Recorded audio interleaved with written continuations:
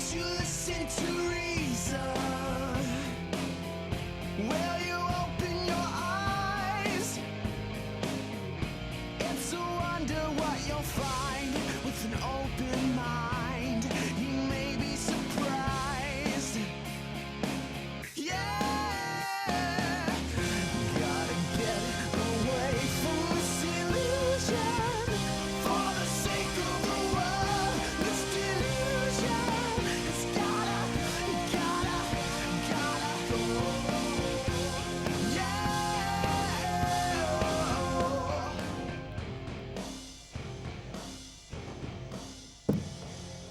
Oh no! Welcome to the Atheist Experience. We're live. It's Sunday. What's the day? October 19th? Yes. Yes. 2014? Sure. I was going to say 20,014, but I don't have a time machine yet. I'm Matt Dillahunty. Joining me this week, Tracie Harris. Howdy. Woohoo! And you have something to talk about that the ACA is actually just finished doing. I sure do. First, I just want to point out that I'm not wearing black. Not wearing black. But, yeah, so ACA, we have a voter's guide now that's up on the website. So we've gotten responses in to a voter questionnaire that was sent out. It was actually a questionnaire sent out to the candidates to be used as a voter's guide with responses compiled. And I have a little bit to read here, so forgive me for just kind of reading it off, but this is the information. Responses for 88 candidates for federal and state offices who are going to appear on our November 4th, 2014 general election ballots in Texas are published at the Atheist Community of Austin's 2014 Voters Guide, and that is available at the ACA website. It looks like once you get to the core site, you go to political/votersguide/2014. And then candidates were invited to indicate the strength of their agreement or disagreement with 11 questionnaire statements. The questionnaire was mailed to 457 candidates for 223 federal and state offices. So again, the candidates that responded, there were 88, and they have those responses listed at our website. And if you're interested in that and you're going to be voting, which we hope you are, early voting starts tomorrow, and you can go down to our website and check that out. Yep. And there's no endorsement of candidates and no discussion No. of actual issues either. It's just Yeah. we put together. There's their answers. Not we, because I wasn't Right. actually involved in the questionnaire this year, but the ACA put together a list of questions, and there's responses, and you can use them or not use them in helping you decide who to vote for. Absolutely, yes. All right. Well, I know there's other announcements that I was supposed to make, but damned if I can remember any of them at the moment. It's been a crazy month, and last week we had one caller that went on perhaps a little bit too long. It was kind of a philosophy 101 thing that some people were kind of frustrated with. And at the end of the show, in the after show, we took a call about kind of near-death experiences and how do you explain these and the various studies that had come out. And I had mentioned that the one study that I'd seen recently, I suspected their methodology wasn't very correct. And it turns out, if you actually go look into it, it's even worse than that, because it's not just that the methodology might have been incorrect, it's that the news media is incorrectly reporting what the study actually says. Which this isn't kind a of this surprise. this sensationalized thing. Oh, they've determined it's possible that there's life after death, and that's actually not what the study was showing. Yeah, that's not a surprise. When I did some of the, what was it, like the healthcare, spirituality and healthcare, there was a lot of that, like misreporting of results in the media. So that's something that does happen, and I think it's kind of interesting because there are so many things that can go wrong even with a research paper, and even in a journal that's peer-reviewed. Like, not all journals are equal. And so you have a situation where it's getting to the point where you almost have to be savvy beyond the step of just saying, oh, here's this research paper. There's a lot of people that'll jump on a research paper, but you also have to understand where it was published and what was the journal. And I read something recently that was over at one of the apologetic websites that was dealing with the claim in the Dover trial that there aren't any intelligent design research papers published for peer review, and they were saying, oh yes, there are, and they list them. And if you go and look at these journals that they're listing, they're all journals that are put out by creationist ID groups. So it's like peer-reviewed by groups that have a vested interest in demonstrating intelligent design. So it's like already a biased journal that has been created in order to publish these papers. And they were basically trying to say that in Dover, oh, look, there are these papers. And it's like, but those papers would be completely inadmissible. I mean, I'm not going to say from a legal standpoint, but just from the idea that that would not represent like a real peer-reviewed paper. Well, it's peer-reviewed, but it's only as good as your peers. So if you're the village idiot and you gather up all the other village idiots to serve as your peers to review your paper, at least you've done something that's peer-reviewed. But that doesn't mean that the actual work that we would expect to be done was done, which is an attempt to falsify your results and find things wrong. And the credibility of the journal matters. Yeah. And it's difficult, because we can't be experts in everything. We don't have the time to go investigating every claim, which is why a lot of these satirical news sites, I can't count the number of tweets or messages that I get in email saying, oh, have you seen this story and this story and this story? And they're all fake. Right. I mean, they're in journals that basically you have to click around a little bit to say, oh, this is satire. We don't actually produce anything that's real news. But we've been kind of conditioned that if this web page looks like this, then it's a reputable source, well, just like other thing having somebody in the lab coat. I've seen also, for example, there was a paper that I looked at one point where when you looked at the peer response, like after it was published, they were all critical of the journal for having published it. So all of the peers that received the journal, like all of the people within the professional association that got it, were appalled that the journal had published this paper. And they were like, this could come across as an endorsement of these ideas, and these are horrible ideas. Yep. And so, you could even have a situation where a journal is a reputable journal, but they publish something that their community of professionals is like, this just should not have appeared. Yeah, and so it's mistakes can be important. made. It's important to look at the response from the community and whether or not they are supportive of this, or whether they're skeptical about why this thing ever was published. And the follow-up as well. One of the things about peer review is that once you get published in a journal, your results are then used by other people, and they're referencing those results. So you can see how many people are citing this as a source, and that will either let you know how many other things are perhaps suspect, or how many other people are relying on this research to guide them towards better conclusions. Right. So there's a lot of factors there, and it's not always easy. And the internet has made it both easier and harder by dressing up websites in virtual lab coats. One thing that I find really problematic is that there are people that I see that often, like I'll publish anything that seems like an interesting thing that's published. Like if it's interesting, I'll post it like on Facebook or something. I don't necessarily go in and like read it all and vet it all. It's just like this thing, looks interesting, whatever. And I throw it out just sort of for a conversation and assessment. It's not like an endorsement of it. But I will see people who will post something that is really like, if you look at the sample size, it might be like 11 people or, something real. And they'll be really relying on this. And this is, people that might be within, I want to say, like not necessarily trying to demonstrate, religious truths or woo, but people that are on the side of skepticism or science, but they don't understand that just because it's a research paper and just because there's this reported finding does not mean that this is solid. Yep. Sometimes it's just like a really brief preliminary study, and it might just be an idea that, okay, well, a more robust study might be done to sort of see if there was anything here. And at the end of the day, all scientific research is in the same class, and that is it doesn't make pronouncements about truth. Right. It makes tentative conclusions that are about our probabilistic way of evaluating the universe to determine what's most likely the best answer, or the best answer we have at the moment. So don't get carried away just because you see something published. It doesn't necessarily mean that it's going to hold up, and that there could be, more papers or more research done on it that completely negates it or invalidates it or contradicts it. I mean, you just have to wait and see what happens. I mean, it's fine to go ahead and, look at these things as interesting things, but don't get carried away thinking, oh, this research was done, therefore this is demonstrated, and this is a given. All right, so this is a live call-in show, and all the lines are full, so I guess we'll go ahead and get started on callers. And after the show is over, people involved with the show get together for dinner, and they've been going to El Arroyo, and I'm sure they'll put the address up. There it is right there. Ta-da. Boom. But we'll start off with Eric in Indianapolis. How are you? Oh, hey, can you hear me this week? We Hello? can. I can hear you. Excellent. Can you hear me? Yes, I can hear you. Technology!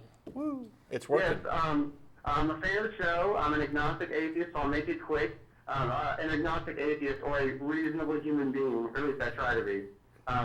But your show is like a Rocky montage for your brain. So that's cool. But a quick question: when a Christian refers to other Christians as fake Christians, like how do you deal with that? Is that an appeal to purity fallacy, like a one true Scotsman thing? Quite often, yes. So it's the more ill-defined the label is, the easier it is to do this. And so, I mean, I've met people who claim to be atheist Christians in the sense that they don't believe in a God, yet they find the teachings of Jesus to be valuable, and so they want to label themselves that way. So yeah, when you start trying to say who is or isn't a Christian, you're always in danger of committing the no true Scotsman fallacy, because we don't really have a good definition of what is required to actually be a Christian. And it seems that with so many denominations disagreeing on virtually every single point of doctrine, I don't know that you ever could come up with a solid one. What you can do is appeal to things like a consensus. You can say that, by and large, if a Muslim comes to you and says that he's a Christian, there's probably something wrong there. I mean, one of the things that you might say is that a Christian is somebody who believes in this particular God model, or with these particular characteristics. The problem is, if all the characteristics are up for grabs, what can we really say? And so, yeah, I think quite often it's going to come down to being a kind of a no true Scotsman fallacy. Very cool, very cool. And how do you respond, Tracie, in that, I mean, you guys have obviously studied and read the Bible extensively, but how do you respond if you want to debate Christians, but you really don't want to study the Bible that much? They always say, study the whole thing before you judge it. And it's like I have to study all of the religion's Bibles, like the Rig Vedas and all this stuff first before I can make an assessment. Yeah. I think that you could probably just argue from the standpoint of whether or not a God exists, and you don't ever have to get into these holy books. I mean, I don't know how you'd ever get to the holy books, because you can't have a God writing a holy book unless a God exists, right? I mean, it has to exist in order to be causing things. And so you have to establish the existence of the God before you can then say it is available as a causal agent for anything, right? So when somebody starts saying, oh, it's like when you say that gremlins exist because my toaster is broken, right? Pointing to your broken toaster is not evidence of a gremlin. A gremlin didn't cause the broken toaster unless a gremlin really exists. So we have to figure out a way to establish a gremlin, and then we can figure out whether or not it's the cause, the causal agent of the broken toaster. Pointing to the broken toaster doesn't prove the gremlin. One of the bigger problems here, though, is that actually studying the Bible, I think, leads to a rejection of the God proposed in the Bible, because there are contradictions, there are problems. The universe doesn't make sense given that particular model. It's unrealistic to say that this God is, the moral pinnacle when his book is advocating for slavery and, the destruction of entire civilizations and the stoning of unruly children and things like that. But when people would come to you and say, well, you can't judge the Bible until you actually read it all, well, there are plenty of people who have read it all many times and who reject it. But the big thing is, let's say I went through and read the whole Bible. What could that possibly tell me? The Bible itself could not possibly be sufficient confirmation that a God exists. What is their argument that the Bible alone could ever demonstrate the truth of the proposition that a God exists? It just can't. If I show you a list of things, we know somebody wrote that because we understand that these things were written. But the people who wrote the Bible were men, were people who thought they understood the mind of God. There's no way to demonstrate that they're correct, because in order to do that, you have to be able to investigate and do some comparisons. Like, hey, I want to know, the Bible is claimed to be compatible with the mind of God, or a representation of what God's thoughts are. And as Tracie was pointing out, wouldn't we need a God first, or at least immediately after, with which to compare the two? And there can be no comparison. So the best you can do with a book is go through and read it and say, this has led me to believe something. Well, why? What's the justification? And when I talk to people who think that the Bible is a proof of God's existence, they always have just absolutely terrible arguments. And one of the things that we know is that some of the key indicators of whether or not you're likely to give up Christianity, for example, is higher education and seminary training with biblical criticism and a study of the Bible. Mm-hmm. Very cool, very cool. Yeah, excellent. Yeah, I'll definitely think about that stuff. Thanks, Tracie and Matt. That's basically it. I'll call another week. Cool, thanks. But I have one more tiny question. If you're trying to be rational and logical in debate with theists of any kind, and they say, I feel like you're trying to back me into a corner. Like, how do you deal with that? Yes, I am. Okay. I am. Cool. The entire purpose of the Socratic method of asking those difficult questions is to get people to realize their own failings, to get them to realize, when you're making arguments and you're rebutting arguments, you are in fact trying to paint them into a corner or let them paint themselves into a corner, because if they have good reason, that should be impossible. Yeah, and at the very least, that they understand their own stuff. Now, they could be wrong and their ideas still be right, but it helps. Yeah, if your issue is, do you have a good reason for this? And I paint you into the corner, and the corner that you're objecting to is a corner where you don't have good reasons, then you got there because you didn't have good reasons. Now, maybe somebody can't be painted into a corner. Maybe they've actually got good reasons, and then they wouldn't have anything to object to. But yeah, that's the whole point of this method of challenging things, is to get people to realize that they think they have good reasons for something, but they don't seem to when actually pressed on the issue. Excellent. Yeah, okay, thanks for your time, Tracie, and that, and keep up the good work, guys. Yep, and one final thing before I hang up is, Sure. If they actually do have God on their side, why isn't he preventing me from helping paint them into the corner? Yeah, right? I don't know, but thanks for calling, Eric. Food for thought. Thanks. All right, we've got Rod in British Columbia. How are you doing? Hi, Matt. Hi, Tracie. How are you guys doing? Hello. Pretty good. Good. I'm a first-time caller. I've been listening to your show for about 4 years, and it's been a real big help to me accepting my own unbelief. So I wanted to thank you for that right up front. Oh, thanks for saying so. Yeah. What I wanted to talk about is kind of a heavy subject for me, but I want to kind of dig into it a little bit. I don't want to take up too much of your time, but I have some pretty vivid memories of my early experiences being sort of indoctrinated into Christianity. And a particular denomination, or? Up here in Canada, it's the Pentecostal Assemblies of Canada. Okay. And so, yeah, kind of one of the wilder denominations that I've experienced. But my experience goes back to when I was 4 years old, and I was basically pressured by my family into making, a confession of faith, even though my gut feeling was that this was wrong. Like, I didn't like the idea that I had to confess that I was a sinner or that there was anything wrong with me without something being, actually wrong with me.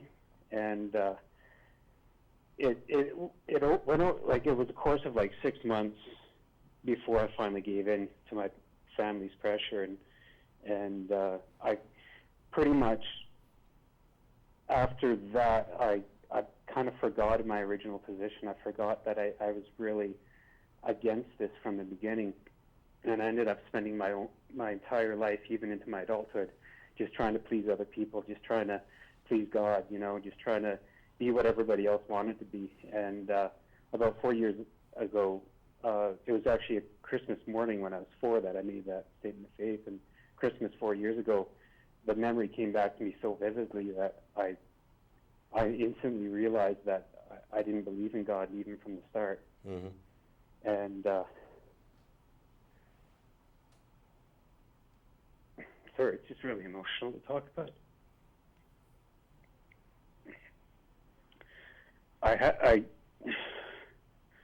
I eventually talked to my parents about this situation, how it started with me. And I let them know that I didn't believe in a God. And they were okay with that. I mean, they said that, you know, I'm a grown adult and, you know, I'm free to make my own choices, which, I mean, I am and whatnot. But, and they said that they, you know, they still love me and whatnot. But then the next day I got a very curt email from my dad telling me that he doesn't appreciate me blaming them for choices I made when I was 4. And ever since then, our relationship has been on the rocks. And so they're fine with it, and they love you, and yet they don't want you to blame them for decisions you made when you were 4. Yeah. Have you made a list of other decisions you made when you were 4 to see how much, you know, impact they might have had on those decisions? Exactly. Like, come on, what 4-year-old really understands the impact of making decisions? None of them. No. And although you seem to have understood it better at 4 than I did.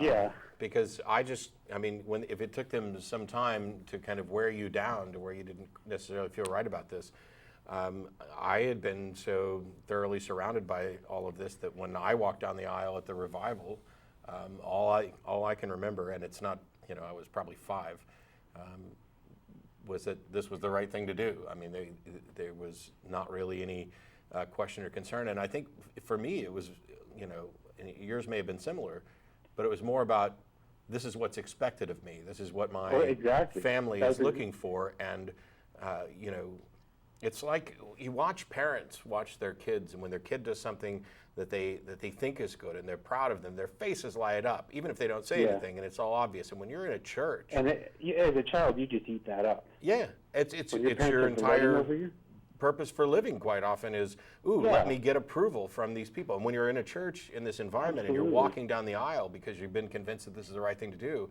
you're not just getting that from your parents. There's a smiling preacher at the end of the aisle, and there's all these people in the pews who are like, oh, look at the cute little kid who is ready to take Jesus into his heart. Yeah, and they're all celebrating over it. And for me, like, what you described is a little different. Like, for me, it was the pressure. It was the one for acceptance, but I said that prayer through gritted teeth, through resentment. Mm-hmm. That was my attitude, and I knew I was sacrificing myself somehow, and I paid the price for it dearly. Like, I'm in my mid-30s, and my life is in shambles right now because everything I've lived for has been falsehood. I've lived my entire life out of wanting to please others and not really understanding and living by my own conscience. And in trying to relay this to my parents, it's really caused a lot of problems. And, you know, they've just recently, my dad, you know, about 6 weeks ago, he told me he has nothing more to say to me. And, I mean, there's other issues that have been going on, like he has PTSD from years in the police force. And that's had you know, he and I had some pretty horrible years before I left home. But I'm at the point now where, you know, I'm really needing to get some firm grounding under me about what's fair in this situation. Is it fair to hold a 4-year-old to a life-altering choice like that, or can I say to my parents, you know, hey, well, one of the things that's worth remembering is that they were probably victims of this as well. Not to say that you know they don't bear some responsibility, but you know, I don't fault my parents for teaching me what they honestly believe to be true. I don't, you know, they are victims of this kind of religious indoctrination as well, and actually far worse off than I am because I've managed to make it through. There are, by the way, lots of resources that are becoming available for people in your position, including Recovering from Religion. There's a group and a website. Yeah, I've heard of them. You guys mentioned them a lot. And Dr. Marlene Winnell and others have talked about religious trauma syndrome, and there's, you know, various counseling services. There's also the Secular Therapist Project, which is kind of a sub-branch of Recovering from Religion, where you can find therapists to talk to you about issues you're having who aren't going to direct you toward religion and gods and claims like that. Yeah. But I agree with what you said. Like, my parents obviously were, like, they both grew up Catholic, and they sort of left the faith a little bit in their young adult years. And before they kind of got together, they decided on the Pentecostal church. Mm-hmm. But I feel it's still within my right to hold them responsible for their actions, even though they had the same background, you know. Just like if I had never become an atheist and I had kids and I did the same thing to them, you know, with what I know now, I would hold myself responsible for indoctrinating my children. Even, I mean, I can't say, like, right now I'm also processing a lot of stuff with my dad where his PTSD led him to treat me unfairly throughout my entire teenage years. Yep. I understand that PTSD is behind that, but I have to hold him responsible for treating me unfairly because it's had a destructive impact in my life. So I'm trying to find a balance here, and I'm kind of at a place where my relationship with the parents is starting to become less important in my life anyway. But and it's especially difficult because quite often it doesn't seem like there's any likelihood of change when you're dealing with people who are much older, who have been, you know, subjects to indoctrination and have been involved in this for that long, and who are suffering from other issues like PTSD. It may appear hopeless. Like, I have no reason to think that my parents are ever going to stop believing their religion. That just doesn't even seem possible. Yeah. And that given thought what I know about them. never even crossed my mind. I mean, my parents are so set in their ways that I don't think I could ever convince them. And if that's the case, then while certainly they are the person, they are the people who bear responsibility for the indoctrination they put you through, recognizing, number one, that they are also victims of that as well, and number two, that it's unlikely that they're ever going to change their mind or see it this way, can be helpful in dealing with them. You know, it's kind of in the realm of forgiveness, where I know you've wronged me, and I view it as you actually doing something that has wronged me, but I understand that there are circumstances that aren't going to allow you to recognize this and take responsibility for it, but I'm now moving past it. You're not going to be able to wrong me anymore for it, and now that I've said my piece about how I viewed this issue, you know, I'm more likely to look at them with pity and compassion for what they're going through than just the anger of what happened. Yeah, that seems to make sense.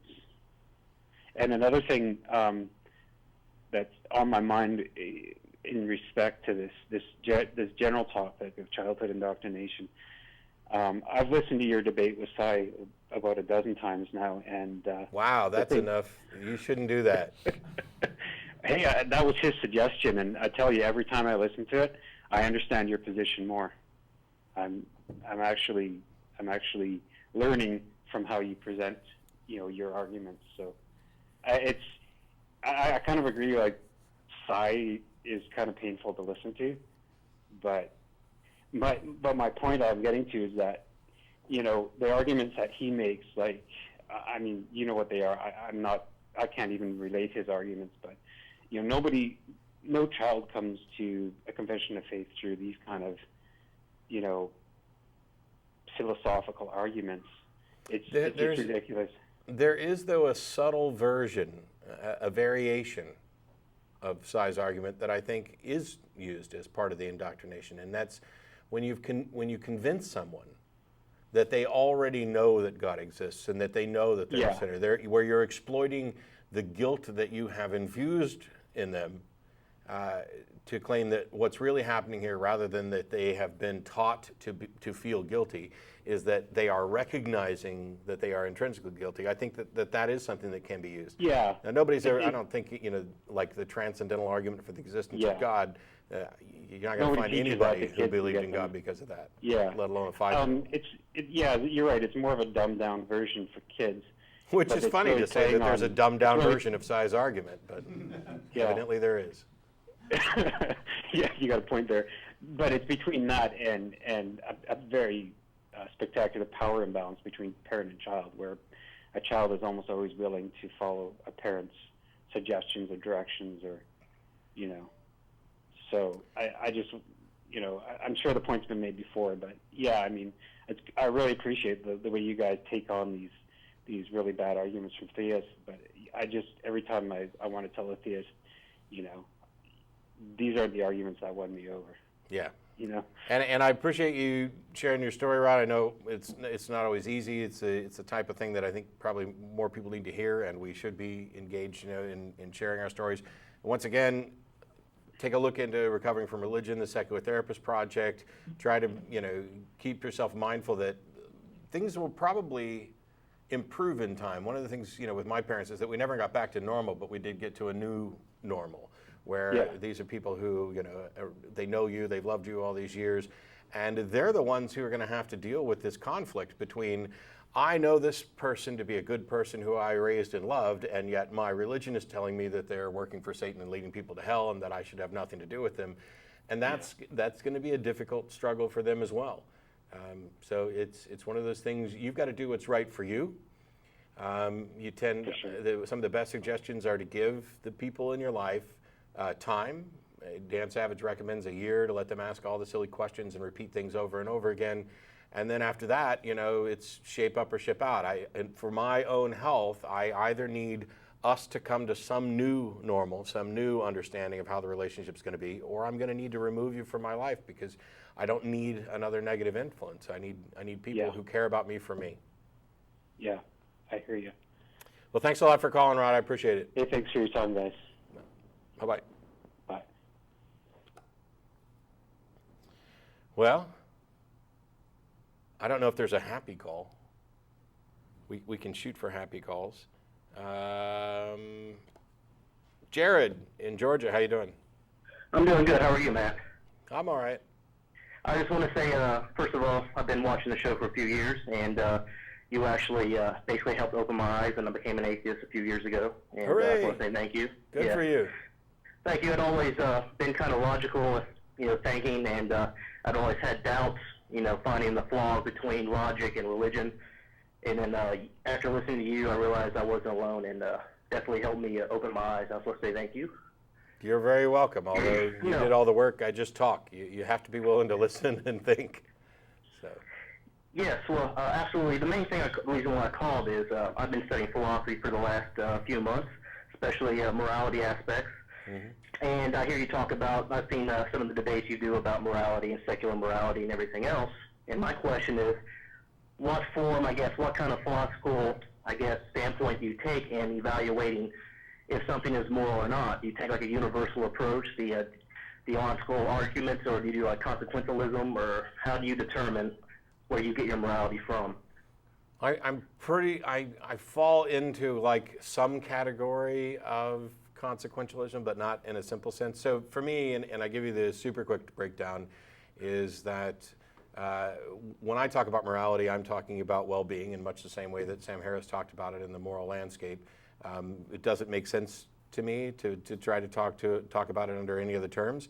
And so we live in a universe where there are certain rules that dictate the consequences of our actions, and there are also these rules that determine what is good for us and what isn't. And so there's this process of discovery, I think, where we go about finding out what's in our best interest and what isn't, and that these are truths that we're discovering.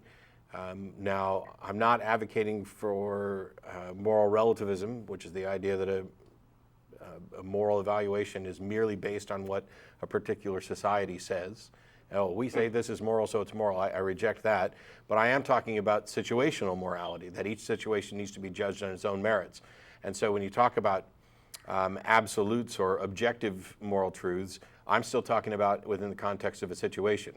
If I'm in a situation, there's a finite set of actions I can take, and some of them are better than others and some of them worse, which means there must be some set of one or more actions that represent the moral best for that.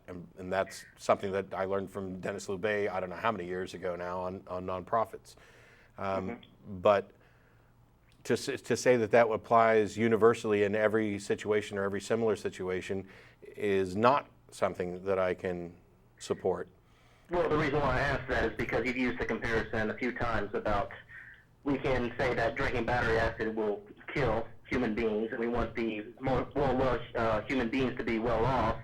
So therefore, we can say almost universally that drinking battery acid is bad. Yeah, almost universally. That's the key thing. Almost. That's the key thing about moral evaluations, is that We're looking at them for specific situations, and then we're comparing those situations to how likely those similar situations are going to occur in order to come up with a generalized thing.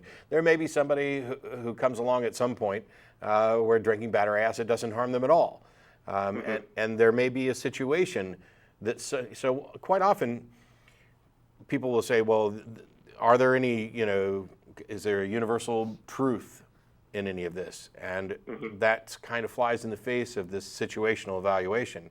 But there are situations that are seemingly universal. For example, I would say that I can't think of a single situation that is likely, probably, or maybe even possibly going to occur where it would put me in a position where I would agree that it is morally correct to own another being as property. Now, I can't say absolutely, but that doesn't matter because we don't have absolute certainty about anything. Absolutely. But when people try to come up with proposed scenarios where that might be moral, every time they've come up with some kind of cheat where they're, it's like, well, what about voluntary slavery? Well, that's like married bachelor as far as I'm concerned. There's no such thing as voluntary slavery. Well, what about this particular situation? Somebody's got a gun to your head and says, you have to own this other person as property or I'm going to shoot you both dead. Well, what actually happens there is not slavery. It's two people who don't want to die agreeing to pretend to go along with this proposition. So I can't say that it's impossible that there's a situation where it might be moral. I can't think of any. Nobody's been able to offer me any. And there comes a point where it's unreasonable to start thinking, well, if there was on this Thursday a pink unicorn happened to arrive with the magical powers of curing world hunger, if you would actually enslave these 5 people over here for the rest of their lives, now we're out of reality. Yeah. Well, the other question I was going to ask is because you used the example also as well that the right for you to swing your arm, with a fist attached to it, ends at the end of another man's nose. And that's one of the reasons why I was calling to ask, like, for example, would you not say that is basically almost absolute that you should never, use your, basically force your will upon another person to get what you want, or use force or the threat of force to take something away from someone or to get what you want? Would that not be considered a quote close to universal as you could get as well? Or Generally speaking, we've said that before, that your right to swing your fist ends at somebody else's face type thing. That's kind of a pronouncement on bodily rights, allowing people freedoms and dealing with what happens when those freedoms overlap. Well, the reason why I'm asking all this is, have you ever decided to do a debate on morality outside of religious context? What I mean by that is, as a philosopher, I always like to, whatever I believe, I like to apply it to every type of scenario to try to find truth. My question is, have you not ever, I know that you said before, I apologize to get off subject, that you are, quote, a Democrat or whatever, which is fine by me, doesn't matter, but do you ever think about applying your beliefs on consequentialism or universals about opposing your will and doing a debate on politics? I've done a debate on abortion. I've had discussions and debates informally on all sorts of issues where people are making moral proclamations, and we talk about the evaluation of them. Yeah, well, the reason why I ask is because, and I'm sorry, I don't mean to paint you in a corner, to use your term, but... I bet I'm psychic and predict what you're going to say, but go ahead. Yeah, I think you can too, because wouldn't you also say that, for example, believing in a government system in itself would be immoral because the government itself poses will upon another person? Can I just interject here? Please. When you were using the example of somebody using force, in my mind I was thinking, no, I can think of lots of situations where I think it would be absolutely not just a good idea to use force against someone to get what you want, but where I would think it would be obligatory. Where it would be like a moral obligation to do that. So for example, I know a situation that happened here in Austin where a woman was trying to stab her landlord to death and the police officer shot her dead. She refused to drop the knife and she was killed. Well, and in my opinion, that's fine to use force to get what you want in that situation. Well, see, that's where I think that, but though that would be neglecting Matt's point that he used earlier, your right in at swinging your fist at the person's end of their nose. So obviously that person was violating that universal principle. Right, and in that situation, I'm therefore, you okay have with the someone right to using defend force to get yourself. what they want. Yeah. Well, I'm saying of coercive force versus defensive force. In Right, other and words, so when the government applies force to get what they want, a lot of times that is obligatory. In fact, that police officer was the government applying force in order to get what they want. Yeah, quite often the arguments on this tend to portray the government as if it's something else. We are the government, Yeah. all of us. Well, see, I would have a problem with saying the point of we are the government, because I think like you said, it's you should your rights end at the other person's nose or whatever, and I don't think it's you say that it's not right for someone to own another person. Are you a citizen of the United States? Yes, I am. Are you being forced to stay a citizen of the United States? No, but you also Hang on. agree. Hang Oh, on. okay. I'm not Okay. done. Are you Yes, I am. are you eligible to run for office and be an elected official in the United States? Yes, I am. Are you allowed to vote and participate and influence the policies? Yes, I am. Then what's the complaint? The complaint that I would say is, regardless, let's say that if 49% of the population does not want something and 51 does want something, the 51% That's what we have a does not the const- right that's to what we- enforce their. That's why You are yeah. arguing that the government is a matter of a simple democracy, And a it's not. simple majority, and that's not the government we have by any stretch of the imagination. We have a constitution, which is what protects the minority from the whims of the majority. If 75% of the people in the United States all of a sudden decided that they wanted to vote slavery back to being legal, that doesn't mean that that's what's going to happen. That's where the Constitution steps in. I understand I understand what you're saying, but I also believe, like we used earlier, you don't have the right to enforce your will on another person. Now, just let me finish with my point. I'll let you finish.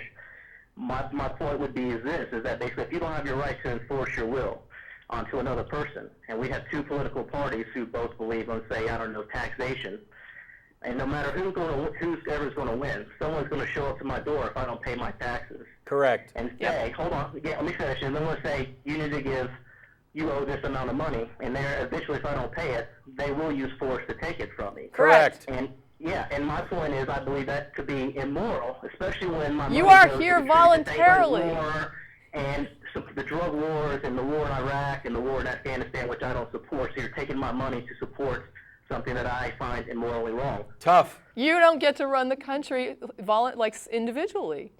What? This is a society, and there is a social contract that you are a part of, not the king of.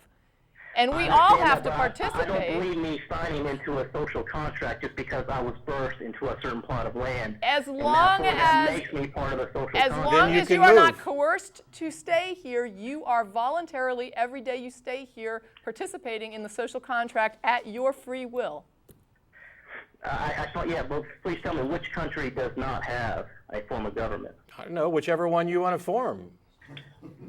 I guess my point is like Do you not think we're better? Do you not think that we're better off in the United States, Where you have a right to participate? where you have roads, where you have sewers, where you have education, where you have the internet, where you have the cell phone that you're calling me on?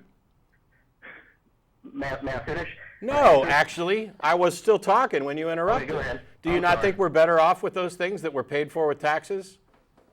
Yes, we do. Now, what if 49% of the people decided that they didn't want their taxes to go to roads?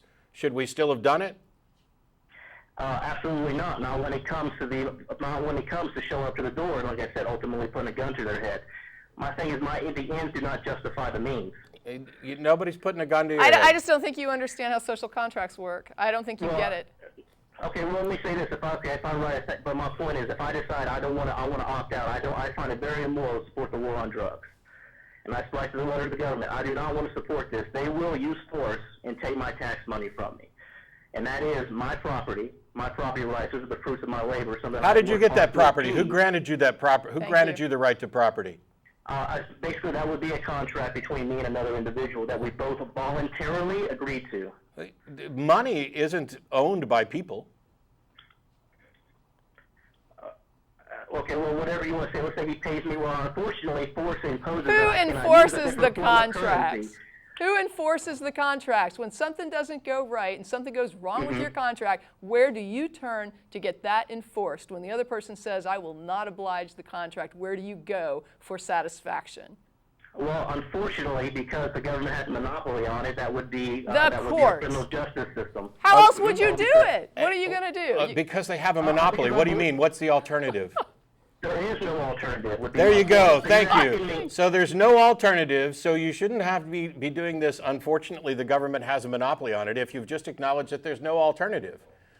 Because the government itself. You're asking me why am I dependent upon the government when the government makes me dependent upon it by force? No, that's not what we asked. What we asked was, where do you go to get satisfaction when your contract has been violated? And then the question was, why do you go there? And you say, because there's no other option. That's correct. Okay, and we asked then, what other options could there be? Could there be? Actually, that would be a very good thing. If there was no government, you would come up with a voluntary system done by society. Which You is would unenforced. you would So go to if your we have neighbor with a social gun and contracts enforce it and yourself. mediators, It would be voluntary crazy. mediatorship. You're that's describing a everything. government. You're describing a government, only instead of a government that we've all, participated in and elected, now we've got a bunch of little miniature mediators that the two of us have agreed to. So let's say you and I have a disagreement, and we then agree to allow Tracie to be the mediator between the two of us. Yeah, So I get to be the authority, right? Yeah, Absolutely. and the two I'm of the us- government. And the two of us have agreed on that. Now, once we've decided that we've agreed on this, and Tracie makes her ruling, and she rules in your favor, and I decide that I'm no longer going to accept Tracie's authority, what do you do then? Well, honestly, since we see the breach of contract, we would have either a private security or basically a private organization that would basically would do justice. You're just building a government and you're calling it private. You're Because basically the saying difference- there's because not the a difference. The difference is I find I don't have a right to not be part of the government or not support Yes, you do. government. You can or leave. different aspects. You can leave. You can leave, or you can change it from the inside. You have multiple Right. options. The thing is, when we've agreed on this mediator, and then after I don't like her decision, I decide that I'm no longer going to agree on this mediator. Now we're back at square one because there's nothing you can do about it. Because the fact is that the ability to enforce these things is something that has to be accepted Right, or imposed. right. And so in the absence of a good way to get everyone to accept, we've opted for a sort of compromise in that by virtue of being a citizen of the United States and living here and working here and participating in the system and reaping the benefits, you agree to allow the government to be that force. And when you don't, then the government will impose, because the rest of us in society would rather have a government that imposes the thing that you supposedly agreed to than to be stuck with no possible recompense. But see, that's the thing. Because you have been born into a government, you don't see another alternative. And my point is, I think that you're comparing the contract that you and me have, and Tracie being the mediator. That was a voluntary system. I always find that to be far better, something done voluntarily. So than is being your born government. into a country that I have been basically born into a slavery of debt already on my hands. Slavery of debt. Goodbye. Goodbye. You don't get to go down the slavery road as if the government has made you a slave. Oh, massa, thank you for the roads, and I'm so happy to give you all my money. That is the most ridiculous crap ever.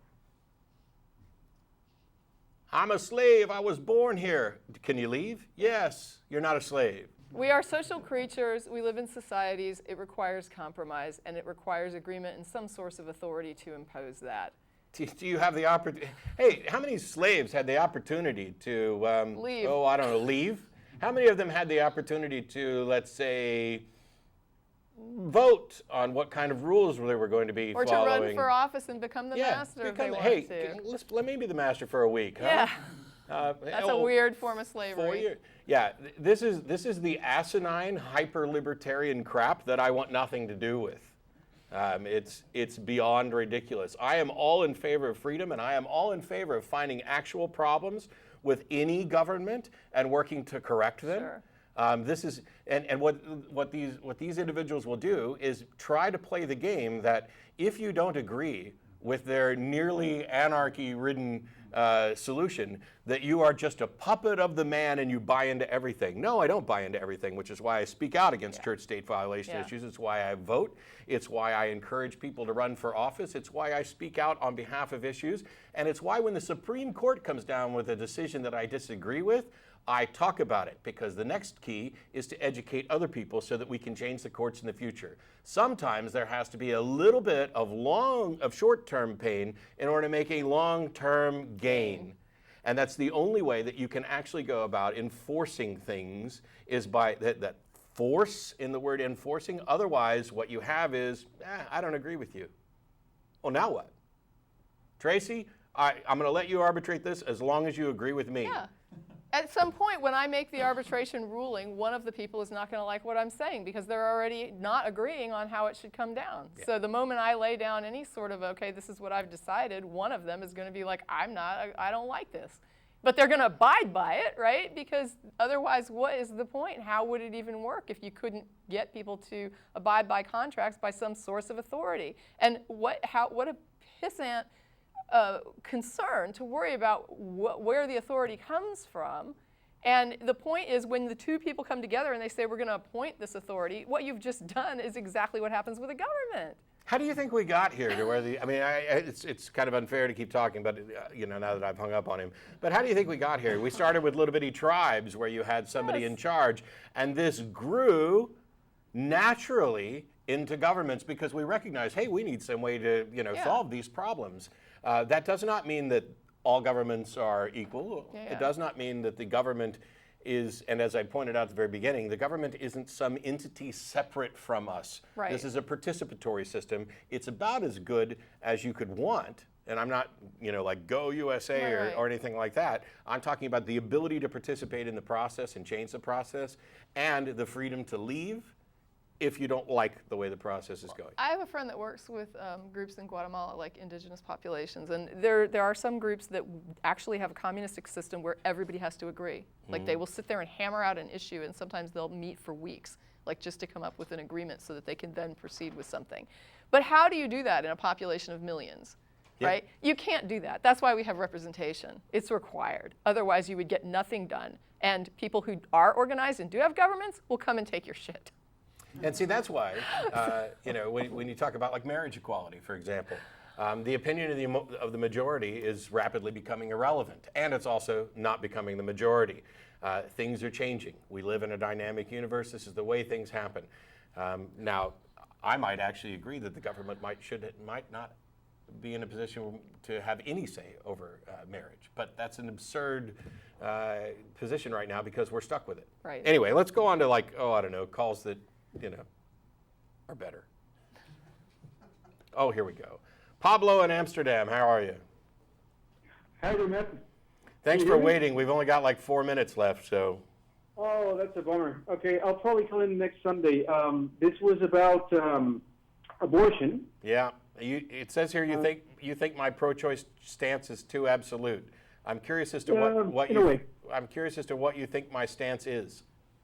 Well, I've heard a couple of debates. There was a specific debate you took place in, and I also saw another show, a past show about abortion.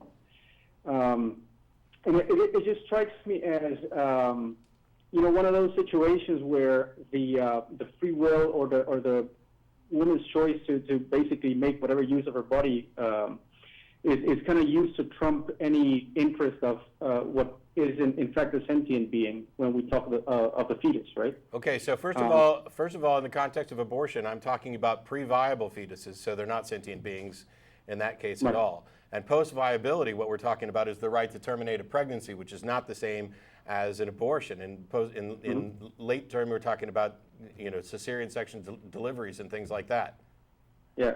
So why is it my position for simplicity here is that no one ever has the right to force someone to remain pregnant against their will. Do you disagree with that? No, absolutely not. Cool. So we're in agreement. Yeah, I think pretty much so. I mean, one thing that I'm curious about is how, and just for my own information, when do you define this sort of pre-sentient stage? So fetal viability is something that we've kind of hammered out, and we've come up with an approximation, which I think we're generally good with. We tend to err a little bit on the side of caution. But at the end of the day, what we're talking about is an individual's right to bodily autonomy. And they have a right to not be forced or conscripted into remaining pregnant. So consent to sex is not consent to pregnancy, and consent to pregnancy is not consent to remaining pregnant.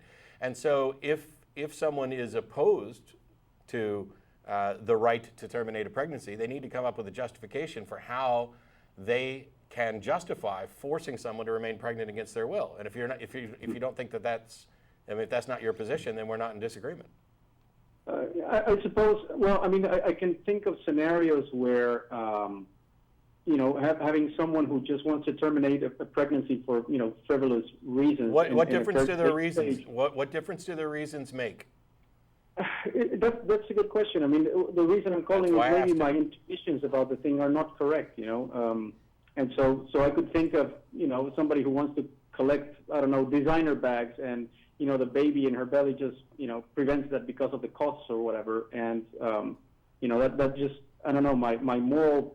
So basically, you're taking a look at this and making a moral evaluation that the person who wants to terminate a pregnancy so that they have more money to use for things that they like is taking an immoral action. Well, my position has nothing to do with the morality of it, and I couldn't give a rat's ass about the morality. I'm talking about the legality of it and the rights involved. You can think that every woman who actually terminates a pregnancy is ultimately immoral, and that doesn't make a bit of difference as long as you're not willing to legally impose your opinion about their moral situation onto them and force them to remain pregnant. Right. I mean, don't we make legal decisions on the basis of the moral consequences of things? Not when something is your legal right. When we say that people have a legal right to do X, we don't go around polling them about their reasons for it. If you have a legal right to do it, you have a legal right to do it, and you don't have to justify it. Yeah, laws are not merely codified morals. We don't make something legal or illegal merely because we view it as immoral. There are plenty of laws that do fall along those lines, basically because we've demonstrated that they are for the betterment of society. But and you could make the case that, for example, the speed limit laws are ultimately about morality by saying you're taking an unnecessary risk if you're going faster than this, but that's now you're stepping out away from the actual issue to say other things. There are plenty of things that we view as immoral that aren't necessarily illegal. And there are those occasions where we have attempted to legislate morality, they tend to go away. So things like adultery laws, they're still on the books in some places. They're very rarely enforced. I would agree that adultery is immoral. That if you are now I'm fine with polyamory and everything else, and we're out of time, but if you're in a relationship where you've agreed upon certain things and you violate it, that's immoral, but I don't think it should be illegal. And on that note, we'll have to see you all next week. Thanks, everybody. There's the folks who make the show happen back in the studio, and we'll see you next week. Bye-bye.